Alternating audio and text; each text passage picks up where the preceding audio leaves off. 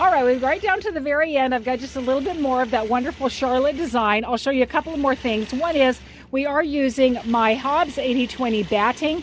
I actually have a huge roll of my Hobbs 80/20. It's actually sitting right down here on the floor because it is very, very heavy. The great thing about me using my batting and the Hobbs 80/20 is I will lift this enormous heavy batting up here. I can lay it out, put your quilt on top of it, and cut it to the exact amount we need with a couple of inches on each side to make sure I've got plenty of leeway, and then you only pay for exactly how much you're going to use. My Hobbs 80/20 is a more dense batting.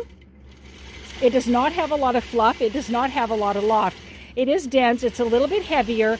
It makes beautiful quilts. It's going to turn out like a grandma quilt. It has a small amount of shrinkage, a decent amount, but kind of a nice amount. So when you wash your quilt, you're going to get a nice amount of shrinkage, not an absorbent amount of shrinkage, but just a nice amount. And again, when using my batting, you're only using exactly how much you need. I'm just charging you for what's literally fitting inside of the quilt, and you don't have all that extra hanging off to try to figure out what you're going to do with it.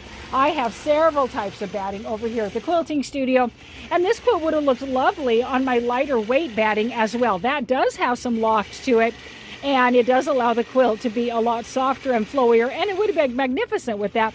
I gave Nancy the option. She chose my Hobbs 80/20, and it's a perfectly grand option. Of course, bamboo, oh my, chef's kiss. That would have been fantastic because it has such a drape to it that's fabulous.